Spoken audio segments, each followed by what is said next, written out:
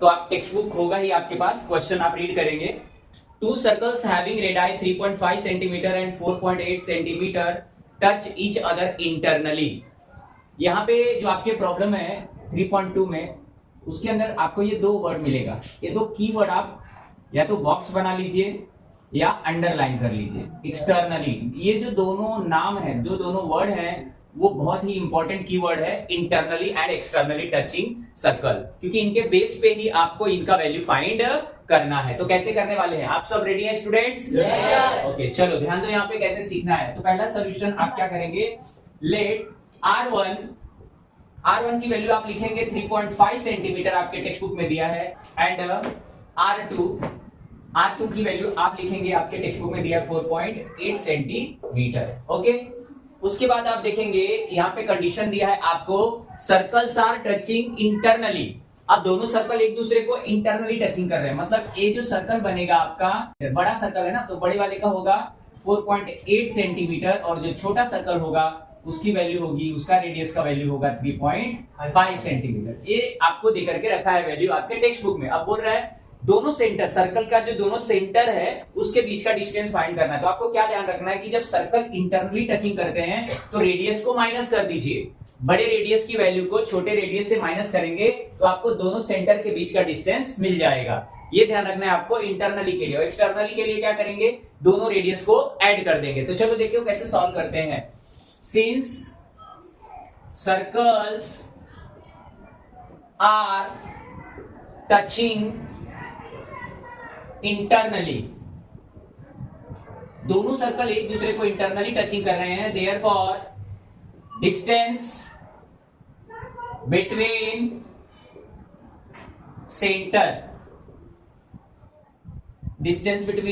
Centre equals to R2 minus R1 equals to 4.8 minus 3.5। जब आप ये दोनों को सब्ट्रैक्ट करेंगे तो आपको मिलेगा 8 माइनस 5 किया आपने तो 3, और 4 माइनस किया तो 1, आपको कितना मिल गया 1.3। तो आप फाइनल आंसर लिखेंगे डिस्टेंस बिटवीन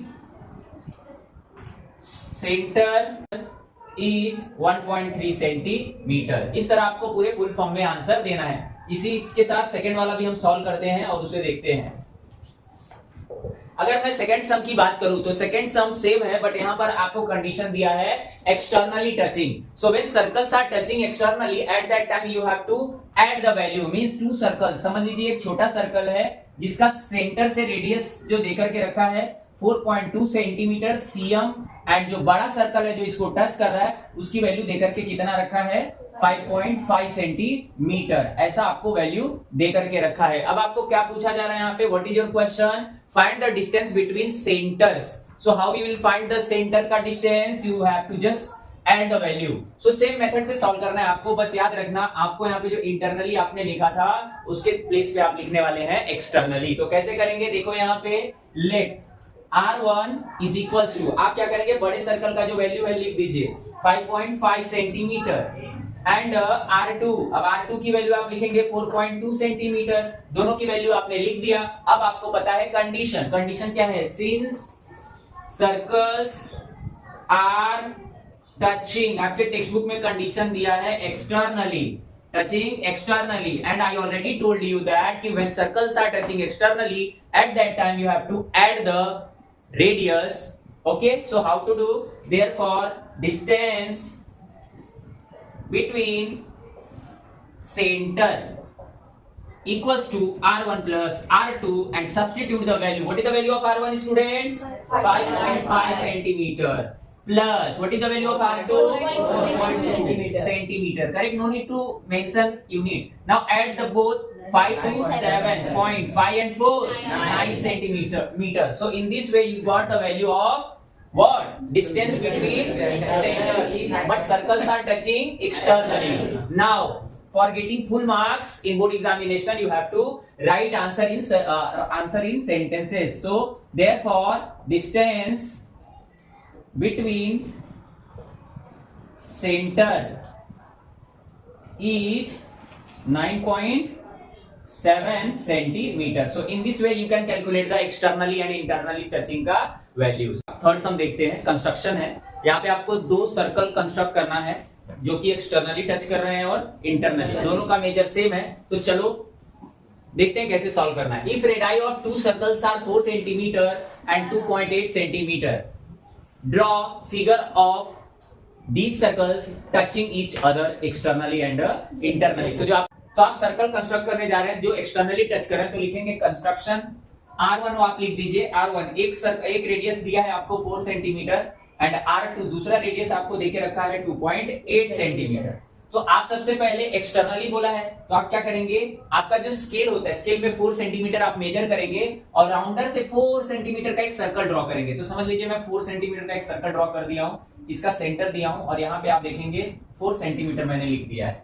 दूसरा अगर आप देखेंगे 2.8 सेंटीमीटर, तो लॉजिकली अगर हम देखें तो 4 सेंटीमीटर से ये छोटा है, तो हम लोग एक छोटा सा सर्कल ड्रॉ करेंगे जो टच करेंगे और यहाँ पे टच करने के बाद इसे यहाँ पर करके लिख देंगे। तो ये आपका दो सर्कल हो गया जो कि एक्सटर्नली टच कर रहे हैं। इसका रेडियस कितना दिया स्टूडेंट्स, 2.8 सेंटीमीटर। अब हम बात करते हैं इंटरनली का कंस्ट्रक्शन। अब दूसरा कंस्ट्रक्शन क्या होगा, सेकेंड कंस्ट्रक्शन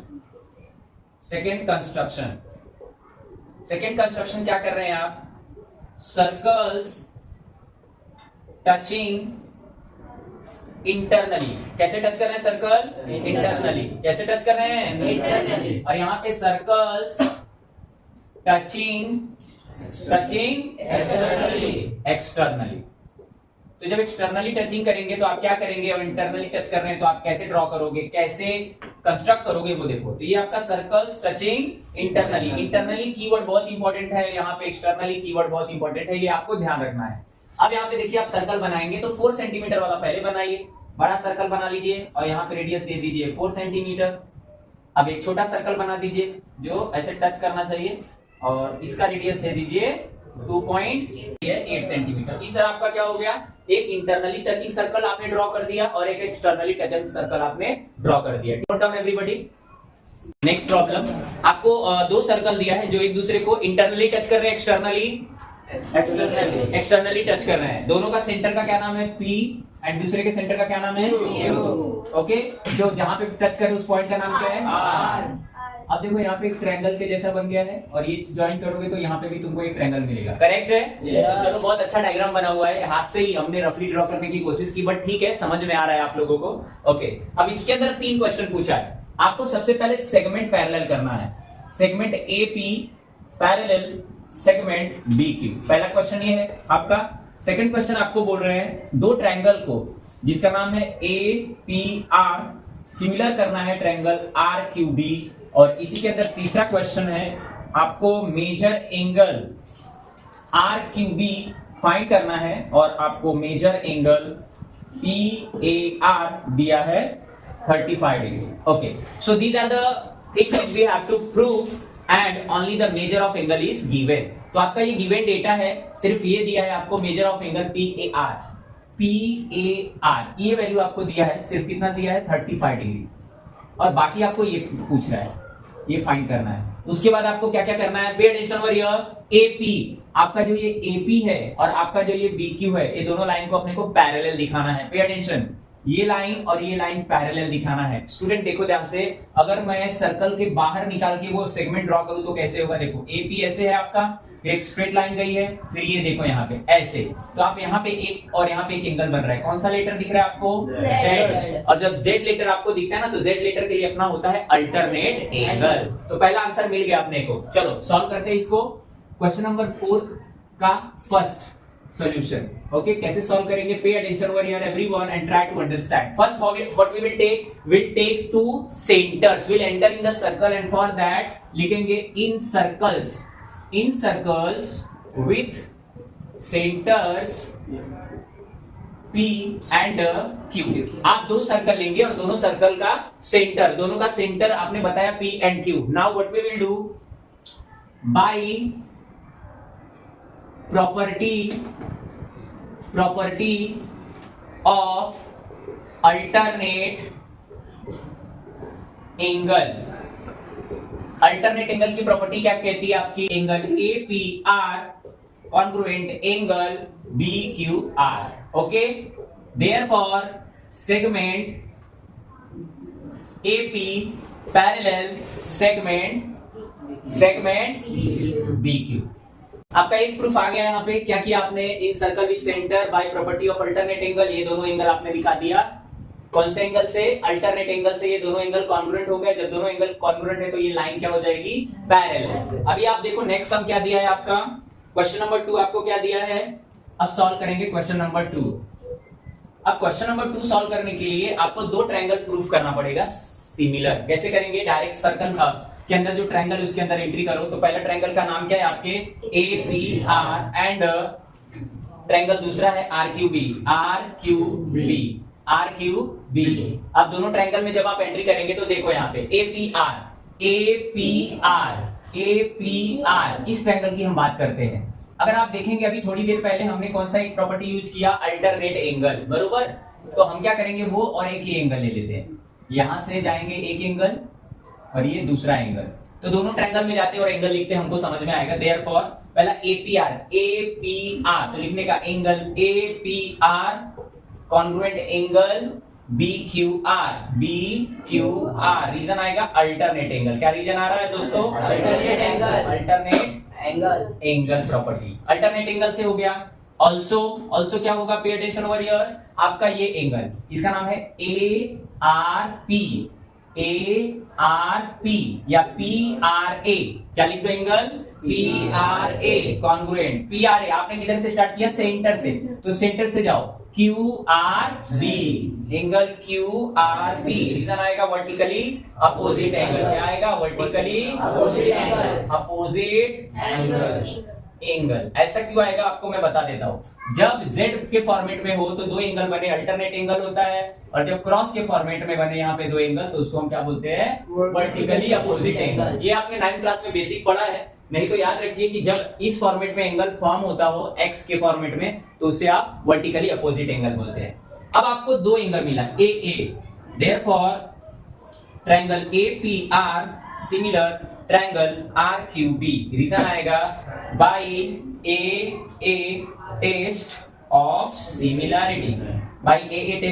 सिमिलैरिटी। क्योंकि सिमिलर करना है so you have to use word similarity. आपको देखो पहला प्रूफ आपका यहाँ पे आ गया, बरोबर, और आपका दूसरा यहाँ पे प्रूफ आ गया, करेक्ट है। अभी तीसरा प्रूफ देखो इसका। तीसरा सॉल्यूशन आपको क्या करके दिखाना है? आपको वैल्यू फाइंड करनी है। आपको कौन सी वैल्यू फाइंड करनी है? Q की। किसकी वैल्यू फाइंड करनी है? Q की। अब आपको पता है ये एंगल, चलो पहले देखते हैं। इन ट्रायंगल जाएंगे हम लोग। पहला ट्रायंगल का नाम APR, in triangle APR comma देंगे। APR ट्रायंगल में देखो आपको ये साइड और ये साइड सेम मिलेगा, यस और नो? यस। तो लिखने का side AP congruent side PR।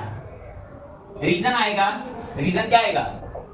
Radii of same circle.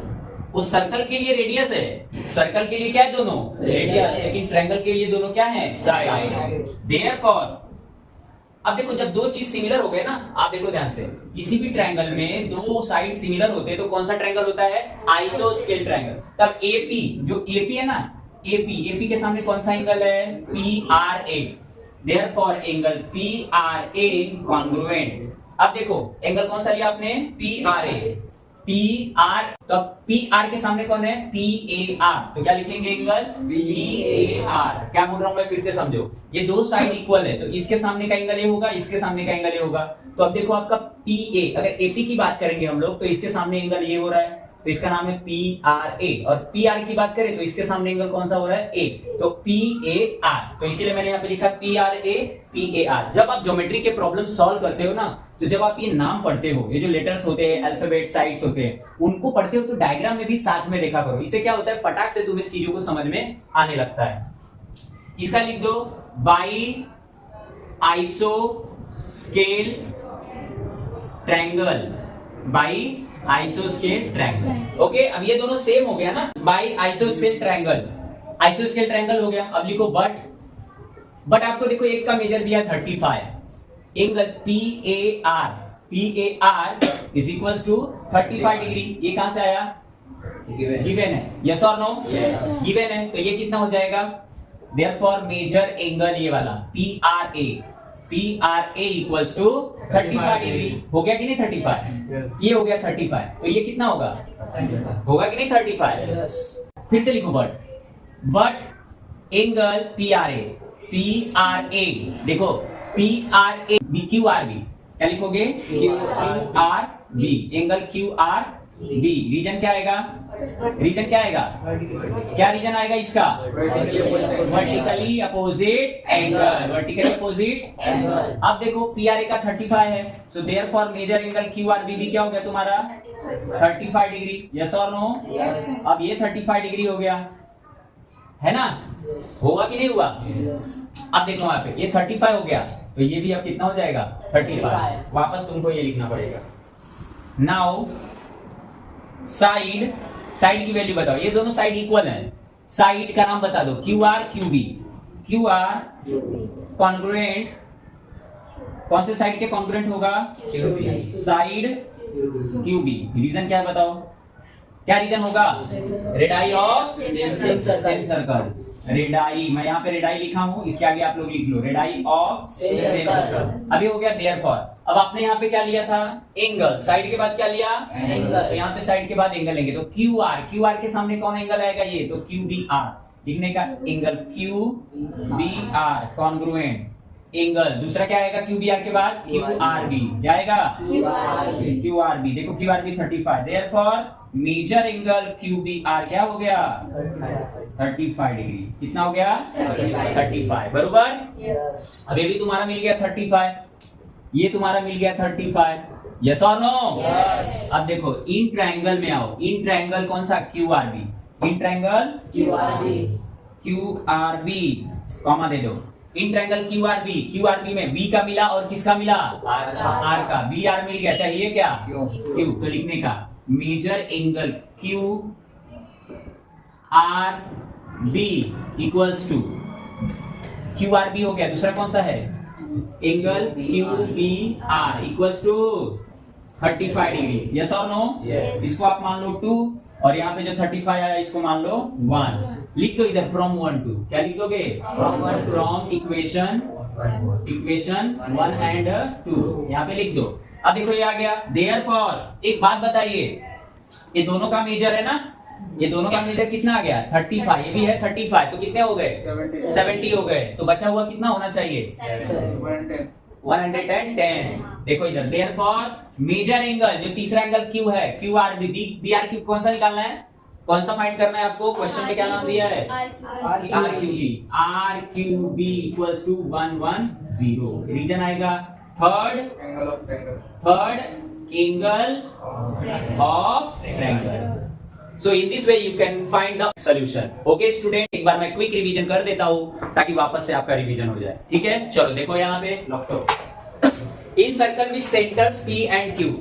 अब आपका जो सर्कल था उसमें दो सेंटर था P एंड Q, दोनों सेंटर आपने मेंशन किया। By property of alternate angle आपको ये दो एंगल कॉन्ग्रुएंट मिल गए। जब ये दो एंगल कॉन्ग्रुएंट मिल गए तो क्या होगा? Segment AP parallel segment BQ by alternate property की वजह से ये पूरा हो गया। ओके, सॉल्यूशन सेकंड, आपको दो ट्रायंगल को सिमिलर दिखाना है। कैसे करेंगे? दो एंगल लेंगे आप। अब कौन सा? APR, आपका एंगल APR है। अब इसके अंदर आप क्या करेंगे? और दूसरा है RQB, ये वाला ट्रायंगल, दूसरा ये पहला ये। अब APR है ना, तो PRA एंगल लेंगे। कौन सा लेंगे? PRA। और दूसरा कौन सा लेंगे?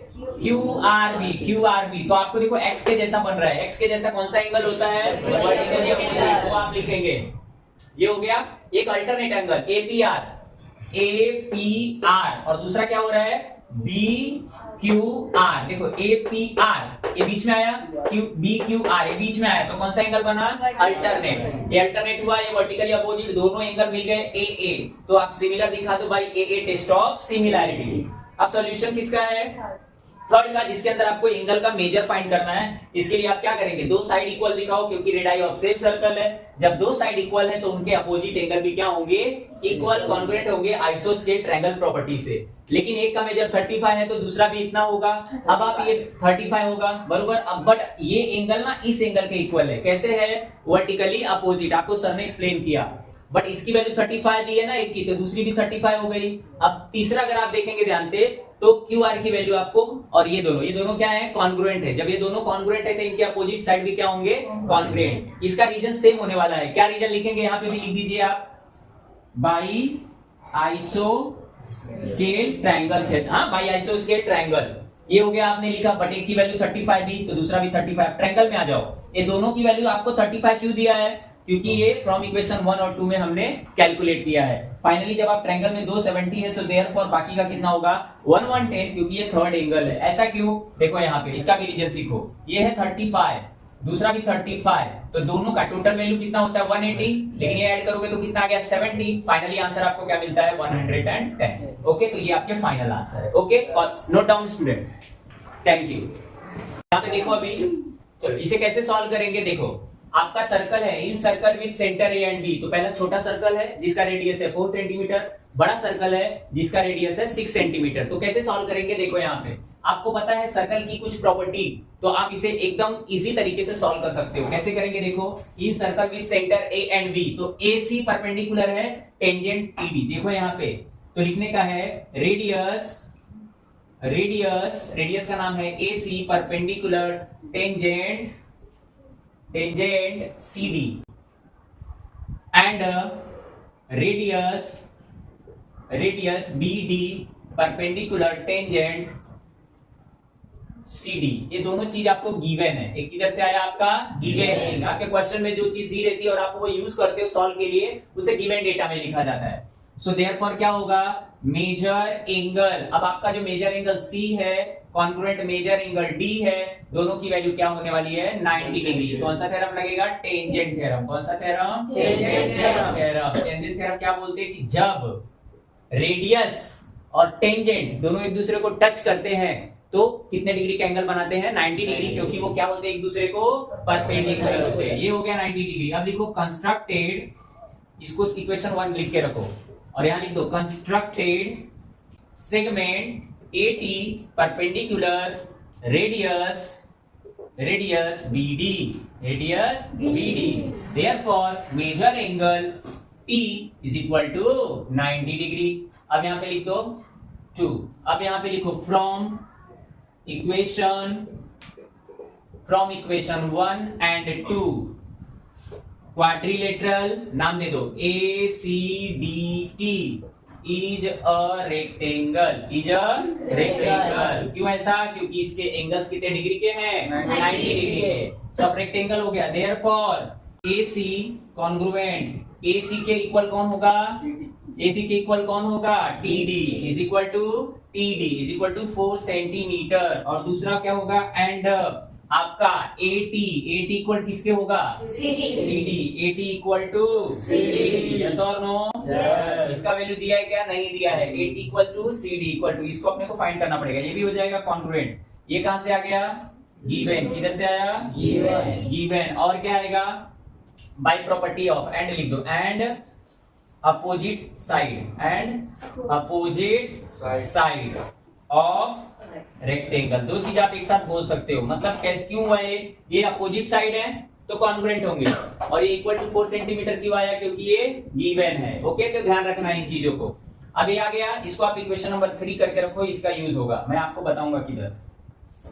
अब देखो आपको मिल गया है सब कुछ, ठीक है। अब आप ट्रायंगल में आ जाओ।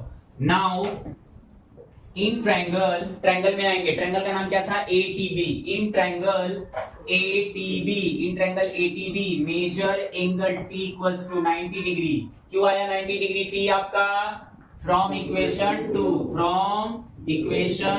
अब इक्वेशन 2 जो आपका है, pay attention over here, from where you got equation 2, फ्रॉम कंस्ट्रक्शन। क्यों किया, क्योंकि सॉल्व करने के लिए अपने को कंस्ट्रक्शन की जरूरत लगने वाली है। ये चीज ध्यान रखो। ये हो गया आपका 90 degree. Therefore by Pythagoras theorem. ये थ्योरम आपको क्या सिखा रहा है, पाइथागोरस थ्योरम आपको बताएगा कि इसका वैल्यू हम कैसे फाइंड करेंगे। तो देयरफॉर क्या होगा, हाइपो स्क्वायर, हाइपोटेनियस लिख देना आप लोग, फिर बेस स्क्वायर, बेस लिख देना आप लोग, प्लस हाइट स्क्वायर, हाइट लिख देना आप लोग। Okay go ahead now. What is the value of hypotenuse? आपका 90 डिग्री के अपोजिट हाइपोटेनियस कौन होगा? AB square is equals to base. What is the base? BT equal square plus what is the height? AT। Height वो 80 square. Now pay attention, therefore what is the value of AB? AE plus EB। yes, go ahead, equal to BT you have to find BT। तो BT क्या होगा? Pay attention, BT क्या होगा? BT आपका small size है तो BD minus TD। BD बड़ा side minus TD। BD minus TD plus AT का value we have to find। Pay attention, what is the value of AE? what is the value of AE? 4। what is the value of EB? 6। plus what is the value of BD? 4। what is the value of BD? 4। what is the value of BD? 6 centimetre. क्योंकि ये radius है तो ये भी radius है। what is the value of TD? 4 centimetre. और आपने यहाँ पे फाइंड कर लिया है। ओके अब देखो स्क्वायर लगा दो, इक्वल्स टू यहाँ पे स्क्वायर रखना plus AT square is equals to, यहाँ पे रीजन आप क्या दे सकते हो जानते हो? यहाँ पे रीजन इसके लिए AEB और ऐसे AEB एंड इधर क्या आएगा? BTD। क्या आएगा? BTD। ऐसे रीजन दे दो आप। Okay go ahead now. 4 plus 6 कितना हो गया? 10 स्क्वायर इक्वल्स टू ये कितना आ गया? 2 स्क्वायर प्लस 80 स्क्वायर। अब देखो 10 का स्क्वायर क्या होता है? 100। What is the square of 2? 4 plus 80 square. Now 100 minus 4 equals to 80 square. 96 आएगा। यस और नो? Yes sir. देयरफॉर 80। अब इसका स्क्वायर स्क्वायर रूट में 96 ले लो। 90 कर सकते हो। 16 6 जा होता है कि नहीं? होता है ना? और 16 से बाहर कौन आएगा? 4 आ जाएगा। तो 80 का वैल्यू क्या हो गया? 4 रूट 6 सेंटीमीटर। अब देखो आपको मैंने बताया था 80 किसके इक्वल है?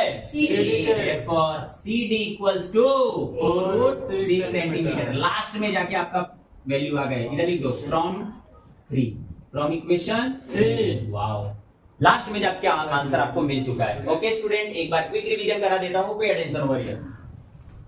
आपका सर्कल जो दिया है यहाँ पे ये A और B इसका सेंटर था। आपको सब कुछ दिया है बट ये लाइन इसके पैरेलल में नहीं दिखाई दे रही थी, जिसके लिए हमें क्या करना पड़ेगा? पैरेलल लाइन एक कंस्ट्रक्ट करना पड़ेगा जिसका नाम है AT, वो हमने किया। अब आपको यहाँ पे पता है कि जब टेंजेंट के ऊपर रेडियस ड्रॉ करोगे तो 90 डिग्री का एंगल फॉर्म होता है। यहाँ पर भी टेंजेंट ड्रॉ करोगे 90 डिग्री, तो वो आपने यहाँ पे मेजर शो कर दिया है, इधर आपने रीजन दिया है। अब जब कंस्ट्रक्ट करोगे तो 90 डिग्री आपको ऑलरेडी मिल जाएगा क्योंकि आप परपेंडिकुलर कंस्ट्रक्ट किए हो। अब 90 डिग्री 3 बार दिख रहा है तो क्वाड्रिलेटरल आपका जो AC DT है वो रेक्टेंगल हो जाएगा। जब रेक्टेंगल हो गया तो आपको पता है अपोजिट साइड क्या होंगे? कॉन्ग्रुएंट। तो आपने यहाँ शो किया है, इसकी वैल्यू दी थी TD की, इसलिए यहाँ पे आपने शो कर दिया क्योंकि उसका वैल्यू दिया था। एक और पेयर आपको साइड में मिलेगा, उसका आपने लिखा, उसको इक्वेशन 3 अज्यूम किया क्योंकि उसका लास्ट में यूज होने वाला है। अभी आप देखो ट्रायंगल में आप जाएंगे, ATD ट्रायंगल, ATD ये 90 डिग्री है तो अपोजिट कितना हो जाएगा उसका? हाइपोटेनियस होने वाला है 90 डिग्री में। तो बाय पाइथागोरस थ्योरम आप यूज करो। हाइपोटेनियस बेस स्क्वायर आइडिया आपको पता ही है, ये फॉर्मूला लगाइए, वैल्यू सब्स्टिट्यूट कीजिए। यहाँ पे अब देखिए, इसको स्प्लिट कीजिए आप। अगर आप AB देखेंगे तो AE और EB का एडिशन है, वो आपने यहाँ मेंशन किया है। और आपका जो ये BT है, BT स्मॉल साइड है, तो आप ग्रेटर में से स्मॉलर जो वैल्यू आपको बता, देखो BD आपका ग्रेटर साइड है जो कि रेडियस है। सर्कल के लिए रेडियस है लेकिन रेक्टेंगल के लिए साइड है। तो BD की वैल्यू आपको पता है 6 सेंटीमीटर, TD आपने यहां से फाइंड किया है 4 सेंटीमीटर, तो BD माइनस TD करेंगे तो आपको BT की वैल्यू मिल जाती है। तो वो आपने यहां रखा, इसकी वैल्यूज को रखा, सब्ट्रैक्ट किया, आपको ये मिला। आपने स्क्वायर लिया, इधर सब्ट्रैक्शन किया, स्क्वायर रूट में लिया। 16 का टेबल 6 टाइम पढ़ेंगे तो 96 मिलेगा। इसका फैक्टर निकलेगा बाहर 4, स्क्वायर रूट होता है 4, तो बाहर आ गया। जो जिसका स्क्वायर रूट नहीं मिलता उसे आप रूट में ही रखते हैं। ये आपका फाइनल आंसर AT का मिला। बट आपको पता है AT CD के इक्वल होता है, जिसे हमने पहले ही यहाँ पे इक्वेशन 3 अज्यूम किया था। और आपने यहाँ पे लिखा इक्वेशन CD क्या आ गया आपका फाइनल आंसर 4 रूट 6। ये आपका इक्वेशन 3 से आया। Thank you. सच बताना।